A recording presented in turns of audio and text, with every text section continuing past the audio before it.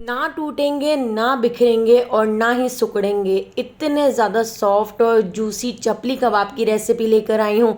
आपने आज से पहले इतने मज़ेदार चपली कबाब कभी ट्राई नहीं किए होंगे। ओरिजिनल पेशावरी चपली कबाब की ये रेसिपी एक बार ज़रूर ट्राई करके देखिएगा। आपके घर में सबको बहुत पसंद आएगी। आप इसको दावतों में बनाना पसंद करेंगे। तो इन मज़ेदार से चपली कबाब को बनाने के लिए मैंने यहाँ पर आधा किलो बीफ का कीमा ले लिया है। तो ये मशीन का बारीक कीमा है। इसको हम धोकर स्टेनर में रख लेते हैं। और यहाँ पर दो मैंने मीडियम साइज़ की प्याज को इस तरह से कद्दूकश कर लिया है। हमने ग्रेटर से इसको अच्छी तरह से ग्रेट कर लिया है। प्याज के अंदर मैं थोड़ा सा नमक ऐड कर देती हूँ। इस तरह से प्याज का जितना भी पानी होगा वो बहुत जल्दी से रिलीज़ हो जाएगा। इसके ऊपर सारा पानी आ जाएगा। तो बस इस तरह से थोड़ी देर के लिए मैंने प्याज को छोड़ दिया है। इतनी देर हम यहाँ पर चपली कबाब का मसाला बना के तैयार कर लेते हैं। तो 1/2 टीस्पून शाह ज़ीरा, जिसको काला ज़ीरा कहते हैं, हमने मिक्सर ग्राइंडर में ऐड कर दिया है। 1 टीस्पून नमक ऐड कर दिया है। 1/2 टीस्पून साबित काली मिर्चें ऐड कर दी हैं। इसके साथ ही 1/4 टीस्पून अजवाइन ऐड कर दी है। 1/2 टीस्पून लाल पिसी हुई मिर्चें, 1/2 टीस्पून पिसा हुआ गरम मसाला। इसके साथ ही 1/2 टीस्पून सफ़ेद ज़ीरा भी हमने इसमें ऐड कर दिया है। और यहाँ पर मैंने ले लिया है अनारदाना। तो अनारदाना भी हम इस तरह से मिक्सर ग्राइंडर के अंदर ऐड कर देते हैं। और 3 टेबल स्पून मैंने इसके अंदर अनारदाना ऐड किया है। अनारदाना थोड़ा ज़्यादा ही ऐड कीजिएगा, बहुत ही अच्छा फ्लेवर आता है। 1 टीस्पून चाट मसाला ऐड करके इसको हम अच्छी तरह से पीस लेते हैं। बिल्कुल बारीक हम इसका इस तरह से पाउडर बना के तैयार कर लेते हैं। अभी हमने इसके अंदर और भी चीज़ें ऐड करनी है, लेकिन पहले हमने इन मसालों का पाउडर बना लिया है। और उसके बाद अब मैं इसके अंदर ऐड कर देती हूँ 2 टेबल स्पून साबुत धनिया। तो साबुत धनिया हम 2 टेबल स्पून ऐड कर रहे हैं। इसके साथ ही 1/2 टीस्पून लाल कुटी हुई मिर्चें ऐड करके इसको हमने एक बार हल्का सा और ग्राइंड कर लेना है। 10 सेकंड तक मैंने इसको एक बार और ग्राइंड कर लिया है। हमने जो साबुत धनिया ऐड किया है इसको हमने मोटा मोटा ही रखना है। यहाँ पे हमारा ज़बरदस्त सा चपली कबाब के लिए मसाला बनकर तैयार हो चुका है। और अब मैंने यहाँ पर एक बड़ा सा बर्तन ले लिया है ताकि मिक्सिंग करने में आसानी हो। इसके अंदर मैं ऐड कर देती हूँ कीमा। तो कीमे को हमने अच्छी तरह से धोकर स्टेनर में रख लिया था। कीमे के अंदर बिल्कुल भी पानी नहीं रहना चाहिए। आपने कीमे के पानी को अच्छी तरह से निचोड़ लेना है, क्योंकि अगर इसमें पानी हुआ तो आपके कबाब टूटेंगे, बिखरेंगे और ठीक से आपके कबाब नहीं बन सकेंगे। इसके साथ ही हमने जो मीडियम साइज़ की 2 प्याज़ों को कद्दूकश कर लिया था, तो प्याज़ों को भी मैं इस तरह से स्टेनर के अंदर रखकर अच्छी तरह से निचोड़ लेती हूँ। इसके सारे पानी को अच्छी तरह से दबाकर हम इस तरह से निचोड़ लेंगे। तो प्याज़ों के अंदर भी आप देख सकते हैं बिल्कुल भी पानी नहीं है। अच्छी तरह से प्याज के पानी को भी निचोड़ लिया है। और इस प्याज को भी हम कीमे के अंदर ऐड कर देते हैं। इसके साथ ही जो चपली कबाब का हमने मसाला बना के तैयार किया था, तो ये पूरा मसाला हम कीमे के अंदर ऐड कर देते हैं। और यहाँ पर मैंने ले लिया है 1 टेबल स्पून भर के लहसुन अदरक का पेस्ट। तो लहसुन अदरक भी हम इसके अंदर ऐड कर देते हैं। और यहाँ पर 2 मीडियम साइज़ के टमाटर ले लिए थे।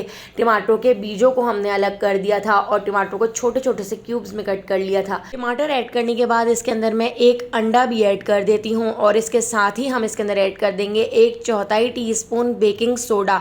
तो बेकिंग सोडा ज़रूर ऐड कीजिएगा, इससे आपके कबाब बिल्कुल भी सिकुड़ेंगे नहीं, उसी साइज़ के रहेंगे जिस साइज़ के आप बनाकर तैयार कर रहे हैं। 5 से 6 बारीक कटी हुई हरी मिर्चें ऐड कर दी हैं। और 1 मीडियम साइज़ का लेमन जूस हम इसके अंदर निचोड़ देते हैं। तो बस लेमन जूस के अलावा इसके अंदर बिल्कुल भी पानी नहीं है। आपने इस तरह से ही इसको बना के तैयार करना है। पानी इसमें बिल्कुल भी नहीं होना चाहिए। अगर पानी हुआ तो आपके कबाब बिल्कुल भी ठीक से नहीं बन सकेंगे। तो देखिए, हाथ से मैं पहले इसको अच्छी तरह से मिक्स कर लेती हूँ। जिस तरह से हम आटा गूंथते हैं, तो बिल्कुल उसी तरह से मैंने इसको मिक्स कर लिया था। और अच्छी तरह से मिक्स करने के बाद मैंने इसको इस तरह से चॉपर जग के अंदर ऐड कर दिया है। और चॉपर जग के अंदर हम 2 राउंड में करके इसको एक बार और पीस लेते हैं, क्योंकि हमने इसको बिल्कुल बारीक सा पीस लेना है। इस तरह से हमारे जो कबाब हैं वो बहुत अच्छे बनकर तैयार होंगे। तो देखिए, टमाटर वगैरह सारी चीज़ें इसके अंदर अच्छी तरह से मिक्स हो गई हैं, अच्छी तरह से पिस गई हैं। तो इसके साथ ही बारीक कटा हुआ हरा धनिया और पुदीना ऐड कर दिया है। और 2 टेबल स्पून मैंने कूट कर इसके अंदर साबुत धनिया भी ऐड कर दिया है, क्योंकि साबुत धनिया इसमें थोड़ा ज़्यादा ही ऐड होता है। और इस तरह से से थोड़ा सा मोटा कूट कर ऐड होता है। इस तरह से चपली कबाब दिखने में बहुत अच्छे लगते हैं। इसके साथ ही देखिए मैंने इसको बहुत अच्छी तरह से मिक्स कर लिया है। हमने इसको बिल्कुल इस तरह मिक्स कर लिया है जिस तरह से हम आटा गूंथते हैं। तो मिक्सिंग आपने हर स्टेज पर करनी है। वैसे तो ओरिजिनल चपली कबाब में मकई का आटा ऐड होता है, लेकिन अगर आपके पास मकई का आटा ना हो तो इस तरीके से आप बेसन को फ्राइंग पैन के अंदर थोड़ा सा रोस्ट कर लीजिएगा। हल्की आंच पर रोस्ट करने के बाद आप 3 टेबल स्पून इसके अंदर इस तरह से बेसन ऐड कर लीजिएगा। इससे भी बहुत ही अच्छी सी बाइंडिंग भी हो जाती है और फ्लेवर भी बहुत अच्छा आता है। तो देखिए 3 टेबल स्पून मैंने इस तरह से इसके अंदर ऐड कर दिया है बेसन, और एक अंडे को हम इस तरह से एक बोल में तोड़ लेते हैं। इसके अंदर हाफ टी स्पून लाल कुटी हुई मिर्चें, हाफ टी स्पून लाल पिसी हुई मिर्चें, हाफ टी स्पून पिसी हुई काली मिर्च और थोड़ा सा मैंने इसमें नमक ऐड कर दिया है। और फॉक से हम इसको अच्छी तरह से फेंट लेते हैं। हमने इसको इतना फेंट लेना है कि इसके ऊपर इस तरह से झाग से बनना शुरू हो जाए, और इसका हम ऑमलेट बनाकर तैयार कर लेते हैं। क्योंकि पेशावर के जो चपली कबाब होते हैं उसमें बिल्कुल इसी तरीके से ऑमलेट भी ऐड किया जाता है। इससे भी फ्लेवर बहुत ही अच्छा आता है।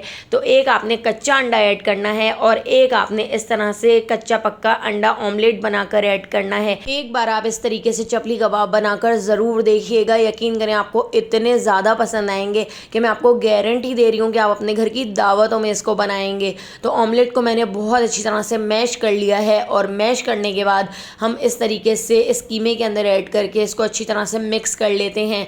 बिल्कुल हमने इस तरह से मिक्स करना है जिस तरह हम आटा गूंथते हैं। तो इस तरह जब आप दबा दबा कर कीमे को अच्छी तरीके से मिक्स करेंगे तो कीमे के रेशे खुलेंगे। इस तरीके से इसका फ्लेवर और ज़्यादा मज़ेदार हो जाएगा। इसलिए आपने मिक्सिंग हर स्टेज पर करनी है। जितना अच्छी आप इसकी मिक्सिंग करेंगे उतने ही मज़ेदार आपके चपली कबाब बनकर तैयार होंगे।